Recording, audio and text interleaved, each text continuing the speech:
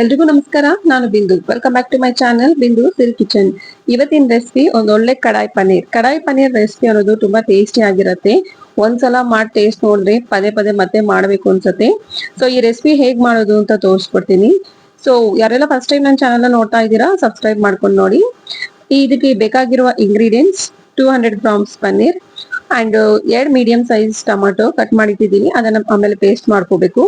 ಒಂದು medium size ದೊಡ್ಡ ಈರುಳ್ಳಿ ಕ್ಯೂಬ್ಸ್ ಕಟ್ ಮಾಡ್ಕೊಂಡಿದ್ದೀನಿ ಅಂಡ್ ಕ್ಯಾಪ್ಸಿಕಮ್ ಒಂದು ಇಡೀ ಆಗುವಷ್ಟು ಕೊತ್ತಂಬರಿ, ಒಂದ್ ಸ್ವಲ್ಪ ಪುದೀನ, ಒಂದು ಮೀಡಿಯಂ ಸೈಜ್ ಈರುಳ್ಳಿ ಸಣ್ಣಗೆ ಕಟ್ ಮಾಡಿ ಎತ್ತಿಕೊಳ್ಬೇಕು, ಒಂದ್ ಇಡೀ ಆಗುವಷ್ಟು ಬೆಳ್ಳುಳ್ಳಿ, ಒಂದ್ 2 ಇಂಚಿ ಆಗುವಷ್ಟು ಶುಂಠಿ, ಮತ್ತೆ ರುಚಿಗೆ ತಕ್ಕಷ್ಟು ಉಪ್ಪು ಅಂಡ್ ಧನಿಯಾ ಪುಡಿ, ಒಂದ್ ಸ್ವಲ್ಪ ಅಚ್ಚ ಖಾರದ ಪುಡಿ.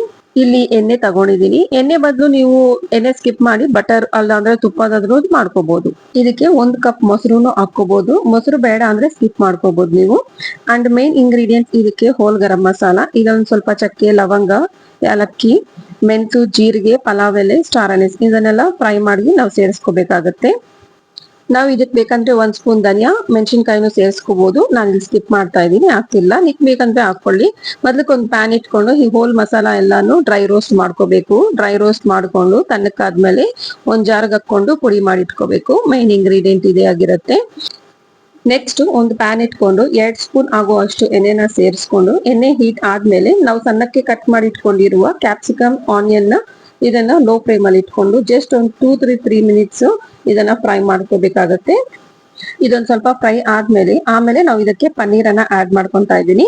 ಪನ್ನೀರ್ನ ಚೆನ್ನಾಗಿ ತೊಳೆದು ಕಟ್ ಮಾಡಿ ಇಟ್ಕೊಂಡಿರುವ ಪನ್ನೀರ್ನ ಸೇರಿಸ್ಕೊಂಡು ಇದು ಪನ್ನೀರು, ಕ್ಯಾಪ್ಸಿಕಮ್, ಈರುಳ್ಳಿ ಎಲ್ಲಾನು ಜಸ್ಟ್ ಒಂದು 30 to 40% ವರೆಗೂ ಎಲ್ಲ ಚೆನ್ನಾಗಿ ಫ್ರೈ ಆಗಿರ್ಬೇಕು. ತುಂಬಾ ಕಲರ್ ಚೇಂಜ್ ಆಗೋ ಅಷ್ಟೇನ್ ಫ್ರೈ ಆಗೋದು ಬೇಡ. ನೆಕ್ಸ್ಟ್ ಇವಾಗ ಇಲ್ಲೊಂದ್ ಸ್ವಲ್ಪ ಅಚ್ಚ ಖಾರದ ಪುಡಿ, ಒಂದ್ ಸ್ವಲ್ಪ ರುಚಿಗೆ ತಕ್ಕಷ್ಟು ಉಪ್ಪು ಅಂಡ್ ಒಂದ್ ಸ್ವಲ್ಪ ಅರಿಶಿನದ ಪುಡಿನ ಸೇರಿಸಿ ಎಲ್ಲ ಚೆನ್ನಾಗಿ ಮಿಕ್ಸ್ ಮಾಡ್ಕೊಂಡು ಒಂದು 2 to 3 minutes medium flame to low flame ಅಲ್ಲಿ ಇಟ್ಕೊಂಡು ಇದನ್ನೆಲ್ಲ ಚೆನ್ನಾಗಿ ಟೋಸ್ಟ್ ಮಾಡ್ಕೋಬೇಕು.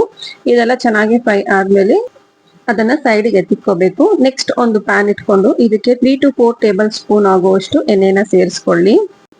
ಎಣ್ಣೆ ಸ್ವಲ್ಪ ಬಿಸಿ ಆದ್ಮೇಲೆ ಒಂದ್ ಅರ್ಧ ಸ್ಪೂನ್ ಆಗುವಷ್ಟು ಜೀರಿಗೆ ಅಂಡ್ ಸಣ್ಣಕ್ಕೆ ಕಟ್ ಮಾಡಿ ಇಟ್ಕೊಂಡಿರುವಂತಹ ಈರುಳ್ಳಿನ ಸೇರಿಸಿ ಚೆನ್ನಾಗಿ ಫ್ರೈ ಮಾಡ್ಕೋಬೇಕು. ಈರುಳ್ಳಿ ಫ್ರೈ ಆಗುವಷ್ಟರಲ್ಲಿ ನಾವಿಲ್ಲಿ ಮಸಾಲಾನ ರುಬ್ಕೋಬೇಕು. ಶುಂಠಿ, ಬೆಳ್ಳುಳ್ಳಿ, ಒಂದ್ ಸ್ವಲ್ಪ ಕೊತ್ತಂಬರಿ, ಪುದೀನ ಈ 4 ಐಟಮ್ ಒಂದ್ ಸ್ವಲ್ಪ ನೀರನ್ನ ಸೇರಿಸ್ಕೊಂಡು ಇದು ಪೇಸ್ಟ್ ಮಾಡ್ಕೋಬೇಕು.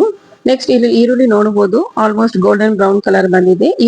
ಈರುಳ್ಳಿ ಎಲ್ಲ ಚೆನ್ನಾಗಿ ಫ್ರೈ ಆದ್ಮೇಲೆ ನಾವು ರುಬ್ಕೊಂಡಿರುವ ಮಸಾಲಾನ ಸೇರಿಸ್ಕೊಂಡು ಆಯಿಲ್ ಅಲ್ಲಿ ಈ ಮಸಾಲ ಎಲ್ಲ ಹಸಿ ವಾಸನೆ ಹೋಗೋವರೆಗೂ ಚೆನ್ನಾಗಿ ಫ್ರೈ ಮಾಡ್ಕೋಬೇಕು. ಇಲ್ಲಿ ನೋಡ್ಬೋದು ಮಸಾಲ ಎಲ್ಲ ಚೆನ್ನಾಗಿ ಫ್ರೈ ಆಗಿದೆ. ಈಗ ನಾವು ಇದಕ್ಕೆ ರುಚಿಗೆ ತಕ್ಕಷ್ಟು ಖಾರದ ಪುಡಿನ ಸೇರಿಸ್ಕೊಂತಾ ಇದ್ದೀನಿ. ನಾನು ಇಲ್ಲಿ 1.5 ಸ್ಪೂನ್ ಖಾರದ ಪುಡಿನ ಸೇರಿಸ್ಕೊಂತಾ ಇದ್ದೀನಿ.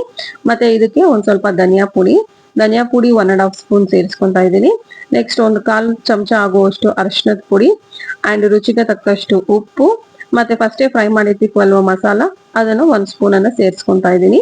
ಸೊ ಮಸಾಲ ಎಲ್ಲ ಚೆನ್ನಾಗಿ ಎಣ್ಣೆಯಲ್ಲಿ ಫ್ರೈ ಆಗ್ಬೇಕು. ಮಸಾಲ ಎಲ್ಲ ಚೆನ್ನಾಗಿ ಫ್ರೈ ಆದ್ಮೇಲೆ ನಾವು ಇದಕ್ಕೆ ಟೊಮೆಟೊ ಪೇಸ್ಟ್ ಅನ್ನ ಹಾಕೋಬೇಕು. ಟೊಮೆಟೊ ಪೇಸ್ಟ್ ನಾವು ರುಬ್ಬಿ ಆದ್ರೂ ಹಾಕೋಬಹುದು, ಇಲ್ಲ ಅಂದ್ರೆ ಕಟ್ ಮಾಡಕ್ ಆದ್ರೂ ಹಾಕೋಬಹುದು. ಟೊಮೆಟೊ ಪೇಸ್ಟ್ ಆಡ್ ಮಾಡಿ ಇದನ್ನ ಚೆನ್ನಾಗಿ ಕಲ್ಸ್ಕೊಂಡು ಒಂದು 2 ಮಿನಿಟ್ಸ್ ಲೋ ಫ್ಲೇಮ್ ಅಲ್ಲಿ ಫ್ರೈ ಮಾಡ್ಕೊಳ್ಳಿ. ಟೊಮೆಟೊ ಪೇಸ್ಟ್ ಎಲ್ಲ ಫ್ರೈ ಆದ್ಮೇಲೆ ಇದಕ್ಕೆ ನಾವು ಮೊಸರನ್ನ ಸೇರಿಸ್ಕೋಬಹುದು. ಮೊಸರು ಆಪ್ಷನಲ್, ನಮ್ಗೆ ಬೇಕಂದ್ರೆ ಹಾಕೋಬಹುದು, ಇಲ್ಲ ಅಂದ್ರೆ ಸ್ಕಿಪ್ ಮಾಡ್ಕೋಬಹುದು. ಬಟ್ ಹಾಕೋದ್ರಿಂದ ಟೇಸ್ಟ್ ಇನ್ನೂ ಚೆನ್ನಾಗಿರುತ್ತೆ. ಗ್ರೇವಿ ಕನ್ಸಿಸ್ಟೆನ್ಸಿ ಅನ್ನೋದು ಚೆನ್ನಾಗಿ ಬರುತ್ತೆ, ಕ್ರೀಮಿ ಆಗಿರುತ್ತೆ. ಮೊಸರು ಹಾಕಿ ಇದು ಚೆನ್ನಾಗಿ ಮಿಕ್ಸ್ ಮಾಡ್ಕೊಂಡ್ಮೇಲೆ ನಾವು ಇದಕ್ಕೆ ನೀರನ್ನ ಸೇರಿಸ್ಕೋಬೇಕು. ನೀರ್ ಅನ್ನೋದು ನಮ್ಗೆ ಗ್ರೇವಿ ಎಷ್ಟು ಥಿಕ್ನೆಸ್ ಬೇಕು ಅಂತ ನೋಡ್ಕೊಂಡು ಅದ್ರ ಪ್ರಕಾರ ನಾವು ನೀರನ್ನ ಸೇರಿಸ್ಕೋಬೇಕು. ನಾನಿಲ್ಲಿ 1.5 ಕಪ್ ಆಗುವಷ್ಟು ನೀರನ್ನ ಸೇರಿಸ್ಕೊಂಡಿದ್ದೀನಿ. ಒಂದು ಲಿಡ್ ನ ಕ್ಲೋಸ್ ಮಾಡಿ ಇದನ್ನ 2 to 3 ಮಿನಿಟ್ಸ್ ಚೆನ್ನಾಗಿ ಫ್ರೈ ಮಾಡ್ಕೊಂತಾ ಇದ್ದೀನಿ. ಮಸಾಲ ಎಲ್ಲ ಚೆನ್ನಾಗಿ ಫ್ರೈ ಆಗಿ ಎಣ್ಣೆ ಎಲ್ಲ ಈ ತರ ಬಿಟ್ಕೋಬೇಕು.